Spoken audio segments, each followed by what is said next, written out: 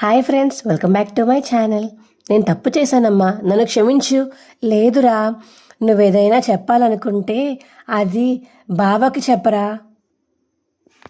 మీ బావ నీ కోసం ఎంత కష్టపడ్డారో తెలుసా? ఎంతమంది కాళ్ళు గిడ్డాలు పట్టుకుని ఎంత ప్రయత్నాలు చేశారో తెలుసా? థ్యాంక్స్ బావా, థ్యాంక్స్ అక్క. మీ ఇద్దరూ లేకపోతే ఇవాళ నేను లేను. మీరు చేసిన సాయం ఎప్పటికీ మర్చిపోలేము బావా. అయ్యో, ఇందులో నేను చేసిందేముంది? నేను చేయగలిగింది నేను చేశాను. ఏం కాదు బావా, ఇది మాకు చాలా పెద్ద విషయం అని సుమతి అంటుంటే నిజానికి ఇది మా అమ్మ తప్పే. వీణ్ణి అనవసరంగా అవమానించడం, అనుమానించడం అన్నీ చేశారు. ఇలాంటివన్నీ చేస్తే ఎవరికైనా కోపం వస్తుంది సుమతి. రే శివ, ఇక నుంచి నువ్వు బాగా చదువుకుని గొప్పవాడు అవ్వాలి, మంచి ఉద్యోగం తెచ్చుకోవాలి. అర్థమైందా? అర్థమైంది బావా. శివ చేసిన తప్పుకి వదినకి కోపం రావడంలో న్యాయం ఉంది. అందుకే ముందుగానే ఆవిడకి వెళ్ళి నేను క్షమాపణ చెప్తాను అని పార్వతమ్మ అంటుంది. ఇప్పుడు వెళ్తే ఖచ్చితంగా ఇంట్లో గొడవలు అవుతాయి అత్తయ్య. నేను కూడా అత్తయ్యని మన ఇంటికి రమ్మని పిలవాలి అని సుమతి అంటుంటే, సరే టైం చూసుకుని ఇంటికి రమ్మని పిలుద్దామని బాలు అంటుంటే, నిజానికి శివ విషయంలో చాలా పెద్ద మనసు చేసుకుని కాపాడారు. కాబట్టి వదిన గారు ఏమన్నా సరే మనం చేయాల్సిందే. సరే వెళ్దాం పదండి అని ఇక బాలు అంటాడు పార్వతమ్మ వాళ్ళతోటి. ఇక ప్రభావతిని కలవడానికైతే అందరూ బయలుదేరతారు. ఇక గుణ అయితే శివ జైలుకి వెళ్ళలేదని తెలుసుకుంటాడు. ఎందుకు వెళ్ళలేదురా వాడు అని గుణ వాళ్ళ మనుషుల్ని అడుగుతుంటే, వాళ్ళ అత్తయ్య పెట్టిన కేసు వెనక్కి తీసుకుందంట. అవునా? అంటే ఆ ఫ్యామిలీ అంతా ఒకటైపోయారా? లేకపోతే ఆవిడేమన్నా మభ్యపెట్టి కేసుని వెనక్కి తీసుకునేలా చేశారా? ఏదో జరిగింది. నేను ఆ శివగాడికి కనీసం 1 సంవత్సరం అయినా జైలు శిక్ష పడుతుంది అనుకున్నాను. వాళ్ళ ప్రవాద దగ్గర బ్యాగ్ కొట్టేసినందుకు వాళ్ళ అక్కని బావని ఇద్దరిని ఇంట్లోంచి తరిమేస్తారేమో అని చాలా ప్లాన్స్ వేశాను. అన్నీ ఫెయిల్ అయిపోయాయి. ఇలా జరిగిందేంటి? అయినా దొంగతనం చేసిన వాళ్ళని అలా ఎలా వదిలిపెడతారన్నా? బాలుగాడే వాడి బామర్దిని కాపాడి ఉంటాడు. పోలీసులకు దొరకకుండా ఎక్కడో దాచేసి ఉంటాడు అని గుణ అంటుంటే, ఆ శివగాడిని జైలుకి పంపిస్తే అక్కడి నుంచి నేరుగా మన దగ్గరికే వస్తాడు కదన్నా అనుకున్నాన్రా. కానీ వాడు మిస్ అయిపోయాడు. ఇక మన దగ్గరికి ఏమొస్తాడులే అన్నా. నిజంగా వాళ్ళ బావే వాడిని కాపాడుంటే ఇక వాడికి వాళ్ళ బావే దేవుడన్నా. దేవుడా? శివగాడి గురించి నాకు బాగా తెలుసు. వాడిప్పుడు మారిపోయినట్టు కనిపించినా జీవితంలో మళ్ళీ తప్పు చేయకుండా ఉంటాడా ఏంటి అని గుణ అంటాడు. ఖచ్చితంగా ఏదో ఒక తప్పు చేస్తూనే ఉంటాడు. వాడు చేయకపోయినా వాడు తప్పు చేసేలా నేను చేస్తాను. వాడిని ఏదో ఒక రోజు జైలుకి వెళ్ళేలా నేను చేస్తాను అని గుణ మాట్లాడుతుంటే అప్పుడే దినేష్ వస్తాడు. ఏ దినేష్, నువ్వేంటి బయట? ఎందుకు వచ్చావు? లోపలికి వెళ్ళు. ఆ రోహిణి చూసిందంటే నన్ను చంపేస్తుంది. మన ప్లాన్ అంతా చెడిపోతుంది. లోపలికి వెళ్ళు. ఎలా ఉండమంటావు? లోపల ఒక టీవీ లేదు, ఏసీ లేదు, ఏమీ లేదు. నాకు చాలా బోర్ కొడుతుంది గుణ. అందుకే బయటికి వెళ్ళి ఒక సినిమా చూసి బార్కి వెళ్ళి మందు కొట్టొస్తాను. ఏంటి, నేను కొట్టిన దెబ్బలకి నీ బ్రెయిన్ ఏమైనా డ్యామేజ్ అయిందా ఏంటి? మనకి ఇంకా డబ్బులు రాలేదు దినేష్. రాగానే ఇక్కడి నుంచి నేను పంపించేస్తాను. అర్థమైందా? అప్పటిదాకా నువ్వు లోపలే ఉండు, ఎవ్వరికీ కనిపించకు. నువ్వు ఆ రోహిణి దగ్గర నుంచి ఇంకా వస్తాయని ఆశిస్తున్నావా? తన గురించి నీకు పూర్తిగా తెలీదు గుణ. నాకు కూడా ఇలాగే ఇస్తాను అని చెప్పి వెయిట్ చేపించి చివరికి నీతో కిడ్నాప్ చేయించింది. నేను నీలా అమాయకుణ్ణి కదరా దినేష్. తన దగ్గర డబ్బులు ఎలా వసూలు చేయాలో నాకు బాగా తెలుసు. అలాంటి వాళ్ళని నేను ఇంతమందిని చూశాను. తనకి నేనంటే భయం లేకుండా పోయిందనుకుంటున్నావు కదా, చూపిస్తాను. భయం అంటే ఏంటో తనకి చూపిస్తాను. డబ్బులు ఎలా రావో అది కూడా చూస్తాను అని దినేష్ని గుణ అంటాడు. ప్రభావతి ఏమో ఇక సోఫాలో కూర్చుని గోర్లు గిల్లుకుంటూ ఉంటుంది. నా ఇంట్లో ఏమవుతుందో ఏంటో, నేను లేకపోయేసరికి అది ఇంటిని పూల దుకాణంలో తయారు చేసిందా ఏంటి?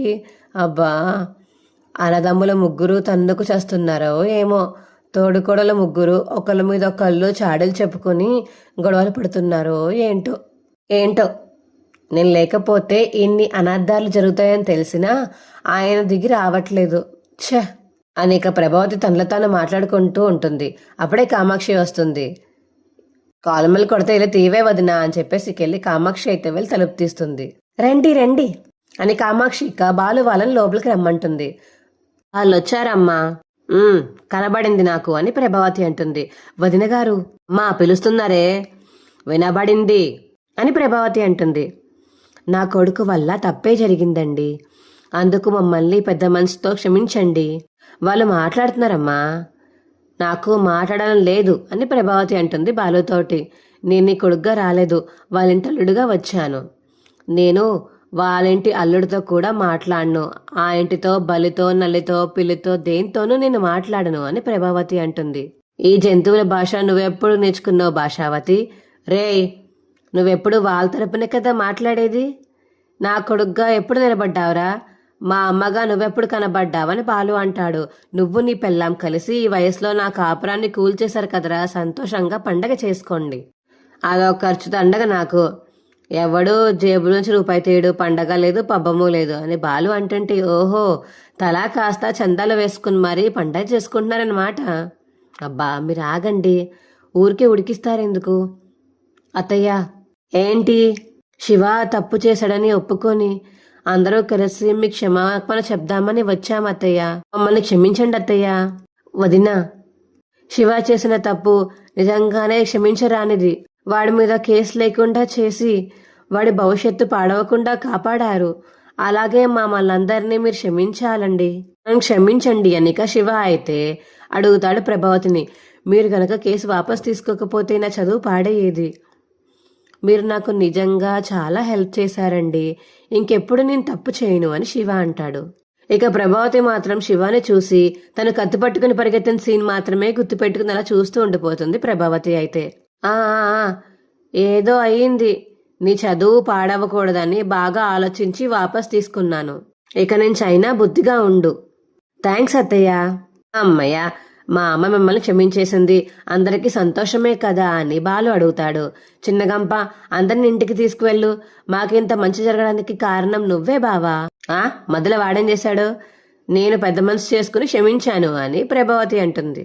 అవునండి, ఇదంతా మీ చలవే వదిన గారు. ఇక మీరు బయలుదేరండి. మరి మీ అమ్మగారు మీ ఇంటికి అని పార్వతమ్మ అంటుంటే మీ సమస్య తీరిపోయింది కదా, మిగతావన్నీ నేను చూసుకుంటాను, మీరు బయలుదేరండి అని బాలు అంటాడు. వెళ్ళొస్తాం వదిన గారు అని పార్వతమ్మ అనేసిక శివ, సుమతి, పార్వతమ్మ అక్కడి నుంచి వెళ్ళిపోతారు. అమ్మా అని బాలు పిలుస్తాడు.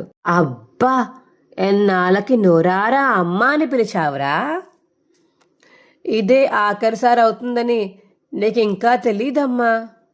ఏమైందిరా, నీకేమైనా క్యాన్సరా? చిచ్చి, ఆయనకు అలాంటి జబ్బులేం లేవు అని మీనా అంటుంటే, మరి అమ్మాని పిలవడం ఇదే ఆఖరిసారి అంటాడేంటి అని కామాక్షి అడుగుతుంటే, మా బామ్మ బామ్మ, నువ్వు మా నాన్నని వదిలేసి వచ్చినందుకు చాలా కోపంగా ఉంది బామ్మ అని బాలు అంటాడు. కోపంతో ఊగిపోతూ ఒక నిర్ణయం తీసుకుంది. నిర్ణయమా? ఏంట్రా నిర్ణయం అని కామాక్షి అడుగుతుంది. ఏంటా నిర్ణయం అని ప్రభావతి కూడా అడగడంతో, ఆస్తి మొత్తం నీ పేరు మీద రాస్తుందా ఏంటి? నీకు ఐదోతనమే దూరం చేస్తాను అంటుంటే నువ్వు ఆస్తి గురించి మాట్లాడుతానంటావేంటమ్మా? ఏంట్రా ఏం వాగుతున్నావు? అవునమ్మా, నాన్నని చిన్నప్పటి నుంచి ఆరాధించి మనసులో దేవుళ్ళ నింపుకుని ఇప్పటిదాకా పెళ్లి చేసుకోకుండా మిగిలిపోయిన ఒక భగ్న ప్రేమికురాలు నీలవేణిని మా నాన్నకిచ్చి పెళ్లి చేస్తానని చెప్పేసి అంటుంది బామ్మ అని బాలు అంటుంటే, వదినా అని గట్టిగా అరుస్తుంది కామాక్షి. చీ ఆపు, నువ్వెందుకు అరిచావు? అరవాల్సింది నేను కదా. ఇప్పుడేంటి అంతా కలిసి నాటకాలు ఆడుతున్నారా? నువ్వు నాటకం అనుకుంటే నేనేం చేయలేనమ్మా. నీ జీవితంలో సగం ఆ కొత్తమ్మకి ఇచ్చి నీ పసుపు కొమ్మలు 50-50 పంచి నాన్నని కొత్తమ్మ చేతిలో పెట్టి త్యాగావతిగా అస్తమిస్తున్న సూర్యుడి వైపు వెళ్ళిపోవాల్సి వస్తుంది అమ్మా అని బాలు అంటుంటే, ఏంటి అంత సులువుగా ఈ వయసులో మీ నాన్న ఇంకో పెళ్లి చేసుకుంటారా? లోకం నవ్విపోదు. లోకంతో మాకు పనేంటమ్మా? ఆఖరి దశలో మా నాన్నని చూసుకోవడానికి కొత్తమ్మ పక్కనే ఉంటుంది. అలాగే పొరపాటున నాన్నకి వారసుడు, అదే మాకు బుల్లి తమ్ముడు పుట్టుకొస్తే బామ్మ వాడికే ఆస్తి రాస్తానని చెప్పింది. చి నోరు ముయిరా, ఈ వయసులో ఆయనకి సిగ్గు లేకుండా బిడ్డల్ని కనడమేంటి అని ప్రభావతి అంటుంటే, ఏమో ఏ పొట్లో ఏం పాముందో ఎవరికి తెలుసు, నీకేం తెలుసు, వెరిబాగులు దానివి అని కామాక్షి అంటుంది. ఎందుకన్నా మంచిది నీ కాపురాన్ని నువ్వే నిలబెట్టుకో, లేదంటే ఈ వయసులో సవతి పోరు నువ్వేం పడతావు వదినా. అసలే ఇంట్లో నీకున్నది ఒకటే గది. కొత్తగా పెళ్ళైన వాళ్ళు ఉండాలని మీ అత్తయ్య గారు నిన్ను బయటికి గెంటేస్తారు. అప్పుడేం చేస్తావు? ఎంతకాలమని నేను మాత్రం నిన్ను భరిస్తాను. అబ్బా ఊరుకో కామాక్షి, మరీ అంత భయపడతావేంటి? నిన్ను నోరారా అమ్మ అని యోగం నాకు వస్తుందో రాదో తెలీదు. ఇక నేను వెళ్తాను. వెళ్ళి పనులు చాలా ఉన్నాయి, పెళ్లి పనులు. తొందరగా రమ్మని ఫోన్ చేసింది షీలా డార్లింగ్. లడ్డూలు చెలుస్తుందంట. తాళి కట్టేటప్పుడు జడెత్తి పట్టుకోవడానికి ముత్తైదులు ఉండాలంట. నీకేమైనా కుదురుతుందేమో అని కనుక్కోమంది. పదమీనా, కొత్త పిన్నికి షాపింగ్ చేయడానికి నిన్ను నన్ను వెళ్ళమంది మా బామ్మ. పద వెళ్దాం పద అని బాలు మీనా అక్కడి నుంచి వెళ్ళిపోతారు. ఏంటంటే ఇదంతా డ్రామా మీనా? మావయ్యకి మళ్ళీ పెళ్ళా? బాబా చేస్తానన్నా ఈ వయసులో నాన్నలా చేసుకుంటాడు, కానీ మా అమ్మకి మా బామ్మ తిక్క సంగతి బాగా తెలుసు. నిజంగానే అన్నంత పని చేస్తుందేమో అని బ్యాగ్ సర్దుకుని ఇంటికి రాకపోతే చూడు మీనా. ఓహో అదా సంగతి, అదే మీనా అని బాలు మీనా మాట్లాడుకుని అక్కడి నుంచి వెళ్ళిపోతారు. ప్రభావతి అలా నించుని ఉండిపోతుంది ఇక బాలు మీనా వెళ్ళిపోయాక.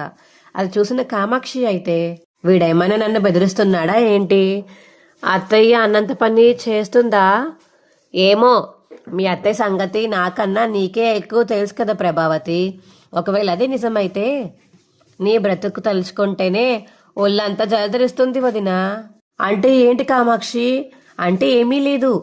మా ఆడపడుచు వాళ్ళ చుట్టాల్లో కావిడ సరిగ్గా నీ వయసులోనే అరిగి పుట్టింటికి వెళ్ళిపోయి కూర్చుంది. 5-6 నెలలు తిరిగేసరికి విసుగు వచ్చి పుట్టింటి వాళ్ళు ఇంట్లోంచి బయటికి గెంటేసి నీ మొగుడి దగ్గరికే పో అన్నారు. అక్కడికి వెళ్తే ఏముంది, ఆ మొగుడు కాస్త మరో దాన్ని పెళ్లి చేసుకుని ఇంటికి తెచ్చి పెట్టుకున్నాడు. మొత్తం ఇంటి పెత్తనమంతా ఆ రెండో పెళ్ళాం చేతుల్లోకే వెళ్ళిపోయింది. మొదటి పెళ్ళాం వంట మనిషి పని మనిషి అయిపోయింది అని ప్రభావతికాలు చూస్తూ ఉంటుంటే, ఆస్తి మొత్తం రెండో పెళ్లి మీద చూసి రాసేటప్పటికి ఇక ఆడిందే ఆట పాడిందే పాట అయింది. ఆ సవతిపోరు ఎలా ఉంటుందో నేను నీకు కొత్తగా చెప్పాల్సిన అవసరం లేదు కదా వదినా. ఇక నీ బతుకు అని కామాక్షి అనగానే ఇక గిన్నెలు తోమడం, బట్టలు ఉతకడం అవన్నీ గుర్తు చేసుకుంటూ ఉంటుంది ప్రభావతి అయితే. అమ్మో అలాంటి పరిస్థితి నాకు చచ్చినా రాకూడదు అని ఇక ప్రభావతి ఊహించుకుని అంటుంది. నేను వెళ్ళిపోతాను అని చెప్పేసి ఇక గబగబా పైన రూమ్లోకి అయితే వెళ్ళిపోయి బ్యాగ్ తీసుకుని బయటికి అయితే వెళ్ళిపోతుంది ప్రభావతి. అమ్మయ్య, బాలుగాడు వేసిన మంత్రం నిజమో కాదో తెలీదు, కానీ ఈవిడకి మాత్రం తప్పు తెలిసొచ్చింది అమ్మ అని చెప్పేసి ఇక కామాక్షి అయితే తనలో తను మాట్లాడుకుంటుంది. ఇంకో పక్క రోహిణి అయితే విద్య వాళ్ళ ఇంటికి వెళ్ళి అలా కూర్చుని ఉంటుంది. మీ అత్తయ్య కేసు వెనక్కి తీసుకున్నారా? అత్తయ్యకున్న కోపానికి వాడిని అసలు వదలకూడదు అనుకున్న ఆవిడ ఒక్కసారిగా కేసు ఎందుకు వెనక్కి తీసుకుందో అర్థం కావట్లేదే. ఇలా ఎలా జరిగిందో నాకు అస్సలు అర్థం కావట్లేదు. ఒకవేళ ఆ బాలు మీనా కలిసి ఏదన్నా ప్లాన్ చేసి ఉండొచ్చా? లేదు, వాళ్ళు చెప్పినా మా అత్తయ్య వినే టైప్ కాదు కదా విద్య. అంతేకాకుండా ఈ విషయం విన్నప్పుడు తను కూడా షాక్ అయిపోయింది. వాళ్ళ పని కాదిది. మరొకవేళ తన మనసు మార్చుకుని వాళ్ళ జీవితం నాశనం కాకూడదని క్షమించి వదిలేసి ఉండొచ్చేమో అని విద్య అంటుంటే, ఎవరు మా అత్తయ్య? మీనే తమ్ముణ్ణే కాదు వాళ్ళ ఫ్యామిలీ అంతా జైలుకి వెళ్ళాలని చూసింది ఆమె. అంత ఈజీగా క్షమించే టైప్ కాదు విద్య దావిడి. ఇందులో ఏదో ఖచ్చితంగా ఇదే జరిగింది. తను కేసు వెనక్కి తీసుకోవడానికి 2 కారణాలు ఉండుంటాయి. ఒకటి భయపడి ఉండాలి, లేదంటే దాని వెనకాల తనకు లాభం ఉండాలి. నువ్వే నేరుగా వెళ్ళి అడగచ్చు కదా. నేను అడిగితే చెప్తారేంటి వాళ్ళు అని రోహిణి అంటుంటే, అంత ప్లాన్ చేసి చివరికి ఏం చేయలేకపోయావు అనిపిస్తుంది. నువ్వు అనుకున్నట్టు బాలు మీనా ఇంట్లోంచి బయటికి వెళ్ళలేదు కదా. ఎక్కడా, వాళ్ళు ఇప్పుడు చాలా సంతోషంగా ఉన్నారు. అవునులే, ఇన్ని రోజులు టెన్షన్లో ఉన్నారు, ఇప్పుడు అన్నీ సెట్ అయిపోయాయి, ఇక ప్రతిరోజు రొమాన్స్ మాత్రమే అని విద్య అంటుంటే, ఇప్పుడు అది ముఖ్యమా? అలా కాదు రోహిణి, నిజం చెప్పాలంటే వాళ్ళిద్దరిని అలా చూస్తూ ఉంటే చాలా ముచ్చటగా ఉంటుంది. నేను చంపేస్తాను విద్య. అసలు నేను ఇక్కడ ఏం జరిగిందో అర్థం కాక తల పట్టుకుంటుంటే నువ్వు రొమాన్స్ అంటావేంటే ఛ అని రోహిణి అంటుంటే అప్పుడే రోహిణికి కాల్ వస్తుంది. ఎవరే గుణ ఫోన్ చేస్తున్నాడా? అమ్మో, ఒకవేళ దినేష్ చనిపోయాడేమో అని ఇక విద్య అంటుంటే, నోరు మూసుకో అని చెప్పేసి ఇక రోహిణి అంటుంది. ఇక కాల్ అయితే లిఫ్ట్ చేస్తుంది రోహిణి. చెప్పు గుణ. ఏమీ తెలియనట్టు నటిస్తున్నావేంటి రోహిణి? డబ్బు విషయం ఏమైంది? ఈరోజు కుదరలేదు, కొంచెం టైం ఇవ్వు. టైం లేదు, ఎలాగోలా సర్ది ఇవ్వాలి. లేట్ అయితే వీడు పోతాడు, ఆ తర్వాత నీకే ప్రాబ్లం. నేను ప్రయత్నిస్తున్నాను గుణ, ఎంత త్వరగా ఇస్తే అంత మంచిది, చూసుకో రోహిణి అని ఫోన్ కట్ చేస్తాడు గుణ. అయితే డబ్బులు అడుగుతున్నాడు కదా, ఒక పని చేద్దాం, వాడి దగ్గర డబ్బులు వడ్డీకి తీసుకుని తిరిగి వాడికే ఇస్తే సర్దుకుపోతుంది కదా అని విద్య అంటంటే జోక్ చేయకు. అసలు అనుకున్నది ఏంటంటే వాడు దినేష్ని బెదిరించి పంపేస్తాడు, వీడియో వాడి చేతికి వస్తే బాలు మీనా ఇద్దరు ఇంట్లోంచి వెళ్ళిపోతారు అనుకున్నాను. కానీ ఇప్పుడు రెండు నా మీదకే వచ్చాయి. ప్లాన్ మొత్తం రివర్స్ అయిపోయింది. అప్పుడు వాడిని దినేష్ కొట్టడం ఏంటి, ఒకేసారి చంపేసి ఉండొచ్చు కదా అని విద్య అంటుంటే, ఏంటే నన్ను జైలుకి పంపిద్దాం అనుకుంటున్నావా అని రోహిణి అడుగుతుంది. సరే మరి ఇప్పుడు డబ్బు సంగతి ఏం చేద్దాం? ఒక 50,000 నా దగ్గర ఉన్నాయి, కానీ ఇంకో 1,50,000 కావాలే. ఎక్కడి నుంచి తీసుకురావాలో నాకు అసలు అర్థం కావట్లేదు. మనోజ్ని అడగలేను, అడిగితే డౌట్ పడతాడు. ఏదో ఒకటి చెయ్యాలి, లేదంటే నేను పెద్ద ప్రాబ్లంలో పడిపోతాను అని విద్య రోహిణి మాట్లాడుకుంటూ ఉంటారు. ప్రభావతి బ్యాగ్ పట్టుకుని గేట్ బయట నించుని ఉంటుంది. రోహిణి ఇంట్లోకి వచ్చేసి మనోజ్ దగ్గర అయితే అలా డల్గా నించుని ఉంటుంది. ఏంటి రోహిణి ఇది, బ్యాగ్ మీదేస్తావేంటి? Sorry sorry sorry Manoj. ఏమైంది ఈ మధ్య ఏదో ఆలోచించేస్తున్నావు? ఏమీ లేదు మనోజ్. అప్పుడే మనోజ్ వాళ్ళు మాట్లాడుతుంటే మనోజ్కి ఫోన్ కాల్ వస్తుంది. ఇదేంటి అమ్మ ఫోన్ చేస్తుంది? అమ్మ, రే నేను బయట ఉన్నాను, నువ్వు రోహిణి ఎవరికి చెప్పకుండా బయటికి రండి. హలో అమ్మా అని మాట్లాడుతుంటే ఫోన్ కట్ చేసేస్తుంది ప్రభావతి. అయితే ఏంటి మనోజ్, రోహిణి ఒకసారి బయటికి వెళ్దాందా అని మనోజ్ రోహిణికి బయటికి వెళ్తారు. ఏంటమ్మా పరాయి దాంట్లో బయట ఆగిపోయావు? అత్తయ్య మీ ఇంటికి మీరు రావడానికి ఆలోచిస్తారేంటి అత్తయ్య? ఒరే నా అంతటి నేను లోపలికి వస్తే దిగొచ్చానని, తగ్గొచ్చానని, దిక్కులేకొచ్చానని, గదిలేకొచ్చానని ఏడిపిస్తాడ్రా బాలుగాడు.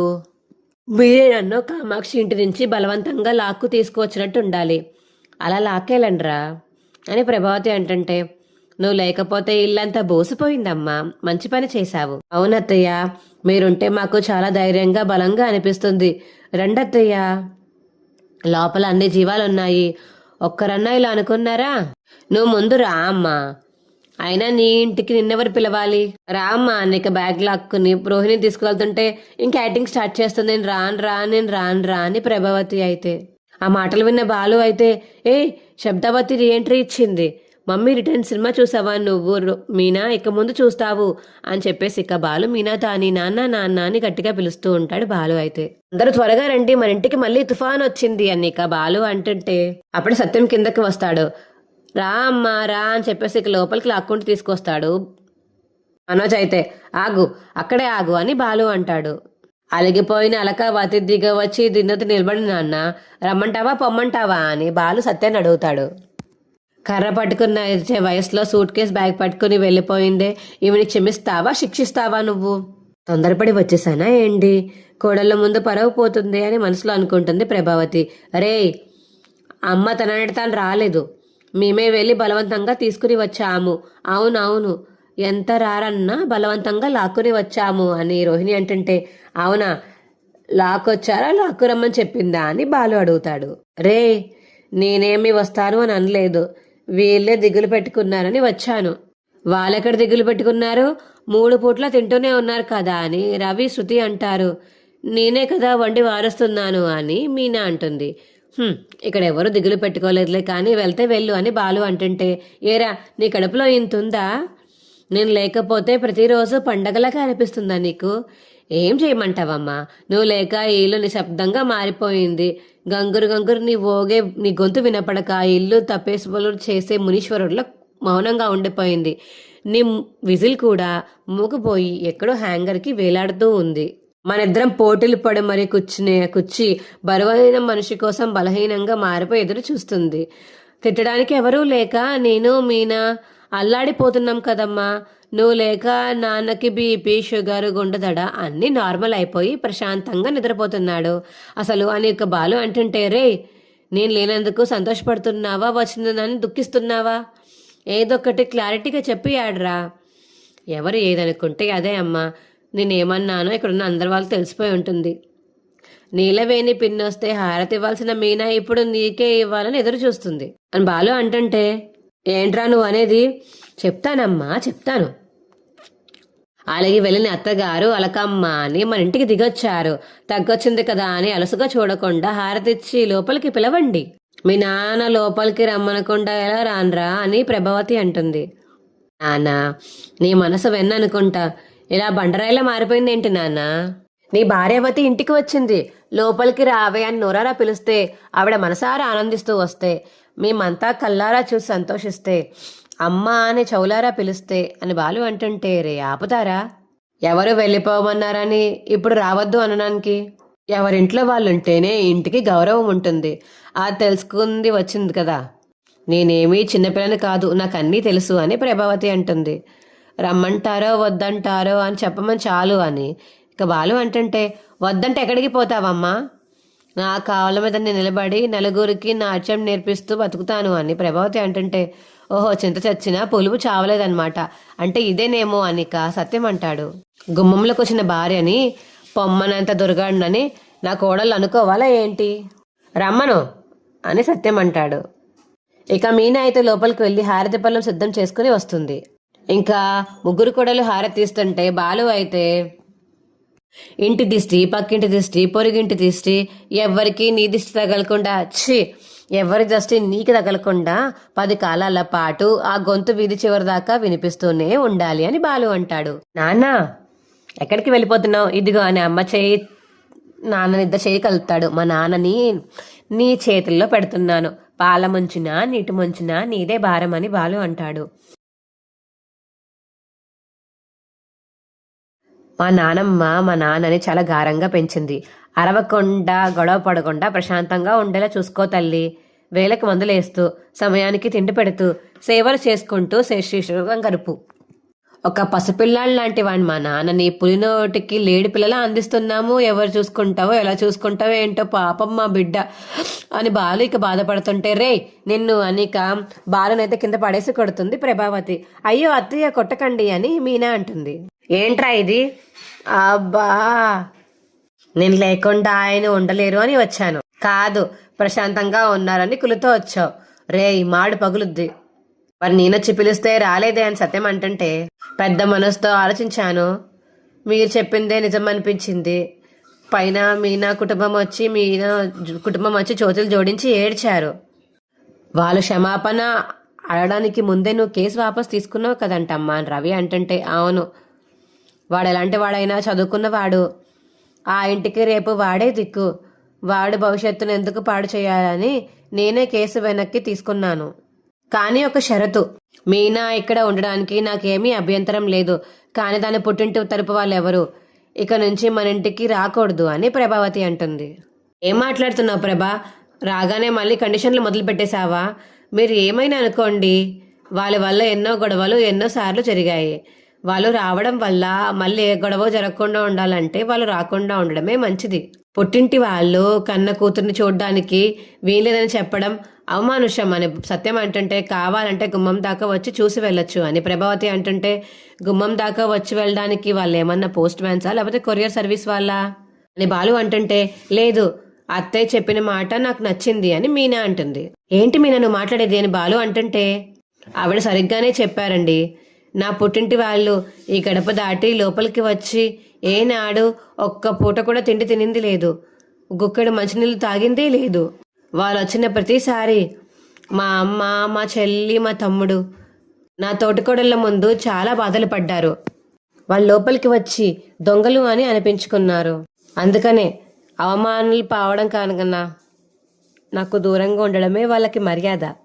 నా పుట్టింటి గౌరవం నిలబడుతుంది అని మీనా అంటుంటే అదే ఒప్పుకుంది కాబట్టి ఈ విషయంలో నన్ను ఇంకెవరు ఏమీ అనకూడదు అంటే మాత్రం మళ్ళీ వెళ్ళిపోతావే ఏంటి అని బాలు అంటుంటే రే నువ్వేదేదో చెప్పావు, ఇక్కడ అలాంటిదేం జరగడం లేదే అని ప్రభావతి అంటుంటే ఏంటి వీడేం చెప్పాడు అని సత్యం అంటుంటే మీరు మళ్ళీ పెళ్లి చేసుకోబోతున్నారు అని చెప్పాడు అని ఇక ప్రభావతి అంటుంది. బాలు చూసి కన్నకూడదు ఇక సత్యాన్ని చూసి మరేం చేయమంటావు, ఇన్ని రోజులను ఒంటరిగా ఉంటాను, నాకు ఒక తోడు కావాలి కదా అని సత్యం అంటాడు. చాలండి, ఈ వయసులో మళ్ళీ మీరు పెళ్లి చేసుకుంటారా? ఎవరైనా వింటే నవ్విపోతారు. తప్పేంటమ్మా, మా నాన్నకేమంత వయసు అయిపోయిందని? నీలాగా మా నాన్నని ఏ ముసలోళ్ళు అయిపోలేదు. రేయ్ పలు రాలుతారా బాలు, ఆయనకి నాకు 10 ఏళ్ల వయసు తేడా అని తెలుసా అని ప్రభావతి అంటుంటే నాన్న నీకన్నా అమ్మ 10 ఏళ్ళు పెద్ద అని బాలు అంటుంటే ఒరే అని చెప్పేసి ఇక ప్రభావతి అంటే బాలు అక్కడి నుంచి పారిపోతాడు.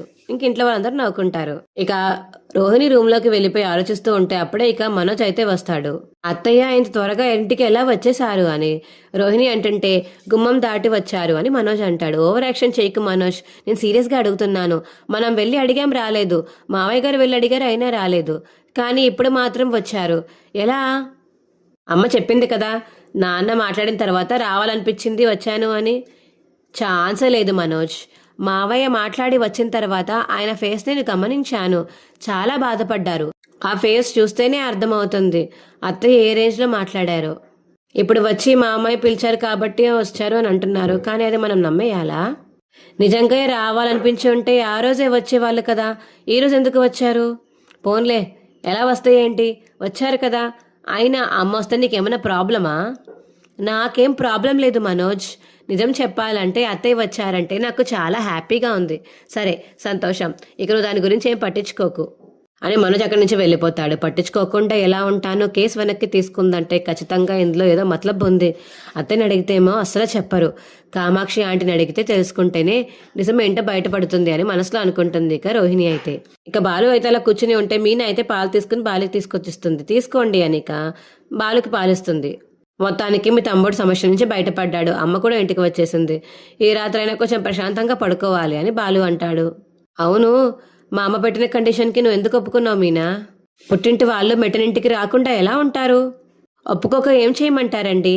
అత్తయ్య అసలు ఏ కారణం లేకుండానే నన్ను, మా ఇంట్లో వాళ్ళని ఎన్నేసి మాటలన్నారో మీకు తెలుసు కదా. అత్తయ్యకి కోపం వచ్చినా, బాధ వచ్చినా, అనుమానం వచ్చినా, చివరికి తలనొప్పి వచ్చినా కూడా అందుకు కారణం మా ఇంట్లో వాళ్ళే అన్నట్టుగా మాట్లాడతారు. పోనీలే, మా మీనాని ఆ ఇంటికి ఇచ్చాము, వాళ్ళు ఎన్ని మాటలన్నా ఓర్చుకుందాం అనుకున్న వాళ్ళకు కూడా ఎంతో కొంత మనసాక్షి ఉంటుంది కదండి. ఇప్పుడు నేనైతే ఇంటి కోడల్ని, నన్నేమన్నా నేను పడతాను. ఎందుకంటే నేను ఇక్కడే ఉండేదాన్ని. నిద్ర లేస్తే అందరూ ఒకరి మొక్కలు ఒకరు చూసుకోవాలి. నాకు తప్పదు. రేపు నన్ను తిడుతున్నట్టే మా ఇంట్లో వాళ్ళని కూడా తిడితే తట్టుకునేంత గుండెధైర్యం మా అమ్మ వాళ్ళకి ఉన్నా నాకు లేదండి. ఏ కూతురు తన కన్న వాళ్ళని ఇంకొకరు చులకన చేసి మాట్లాడుతూ ఉంటే ఒప్పుకోలేదండి. అందుకే ఇక్కడికి వచ్చి అత్తయ్యతో మాటలు పడ్డానికంటే రాకుండా ఎప్పుడైనా గుర్తొచ్చినప్పుడు ఫోన్ చేసి మాట్లాడుకోవడం మంచిదనిపించింది. అందుకే ఒప్పుకున్నాను. చాలా లోతుగా ఆలోచించావు మీనా. అనుబంధాలని అమ్మ అర్థం చేసుకునే రోజు వస్తుందో రాదు తెలియదు, కానీ నువ్వెప్పుడూ సంతోషంగా నవ్వుతూ ఉండాలి, సరేనా? సరేనండి. ఏది ఒకసారి నవ్వు. సరే అన్నాను కదండి, నేను నవ్వు అన్నాను, సరే అనమనలేదు. సరేనండి. అరే నవ్వమంటుంటే సరే అన్నానంటుంటే ఇప్పుడు నువ్వు నవ్వుతావా లేదా మీనా? నవ్వు నవ్వు అని కితకితలు పెడతాడు ఇక బాలు మీనాకి. నవ్వు మీనా. ఏవండి ఏంటిది, ఏంటని తెలీదా మీనా? మన ఇద్దరికి మాత్రమే తెలిస్తే చాలు, చుట్టుపక్కల వాళ్ళందరికీ తెలియాల్సిన అవసరం లేదు, వదలండి. ఇంకా వాళ్ళ కిటికీ తెరిచే ఉంది. వాళ్ళు కిటికీ తెరుచుకుందానికి మనల్నే చూస్తున్నారా? మనకు అనవసరం మీనా. ఈరోజు నేను సంతోషంగా ఉండాలనుకుంటున్నాను. సంతోషంగా అంటే ఏంటండి? ఒక మగాడికి పగలు చేతులుండా పనుండడం సంతోషం, రాత్రి తన భార్యతో ప్రేమగా ఉండడం సంతోషం, భార్యతో ఇలా సరసాలాడడం ఇంకా సంతోషం అని బాలు అంటాడు. ఏం ఆలోచిస్తున్నావు మీనా? శివ సమస్య తీరిపోయిందని సంతోషంగా ఉన్నావు, కానీ డబ్బులు మాత్రం నెలల్లో ఖర్చు అయిపోయాయి, అప్పులు ఇంకా అలాగా ఉన్నాయనా? అవునండి, రోజు రోజుకి మనకి అప్పు పెరిగిపోతుంది. కారుకి డబ్బులు కట్టడం పెరిగిపోతుంది అనుకున్న లోపలే మళ్ళీ కొత్త అప్పు చేయాల్సి వచ్చింది. మనం ఏం చేయగలం చెప్పు మీనా? మనకు వచ్చిన అవసరం అలాంటిది. కొంతమంది మనుషుల కంటే డబ్బే ముఖ్యం అనుకుంటారు, మనం డబ్బు కంటే మనిషి ముఖ్యం అనుకుంటాము. శివని చూసి మీ అమ్మ సుమతి ఎంత సంతోషించారో చూసావు కదా, ఆ సంతోషాన్ని మనం వెలకట్టలేం మీనా. అలాగని ఇప్పుడు మీరు డబ్బులు తొందరగా సంపాదించాలని రాత్రులు నిద్ర లేకుండా కార్ నడపాల్సిన అవసరం లేదండి. మీరు లేకుండా నేను అసలు ఉండలేను. నేను లేకుండా అంత ఒంటరిగా అనిపిస్తుందా మీనా నీకు? నేను అంది మీరు అనుకునేది కాదు. రోజుకి కాసేపు అయినా మీతో గడపాలని నాకు ఉంటుంది కదా. ఓహో అవునా. ఏవండి, అప్పు తీర్చడానికి నా దగ్గర ఒక కొత్త ఉపాయం ఉందండి, చెప్పనా? అపాయం లేని ఉపాయం అయితే పర్లేదు. ఈ పెళ్లి మండపాలకి ఫ్లవర్ డెకరేషన్లు అవి చేస్తారు కదా, మనం ఆర్డర్ తీసుకుంటే ఎలా ఉంటుందండి అని మీనా అడగడంతో ఇక బాలు అయితే చాలా హ్యాపీగా ఫీల్ అవుతాడు. మా వీడియో మీకు ఎలా అనిపించిందో కింద కామెంట్ సెక్షన్లో తెలియచేయండి. మా వీడియో కనుక నచ్చితే మా వీడియోని లైక్ చేసి తప్పకుండా మా ఛానల్ సబ్స్క్రైబ్ చేసుకోండి. పక్కనే ఉన్న గంట సింబల్ మీద క్లిక్ చేసి నోటిఫికేషన్స్ ఆల్లో పెట్టుకోండి. అప్పుడే మేము చేసే వీడియోలు మీకు రోజు వస్తుంటాయి. Bye friends.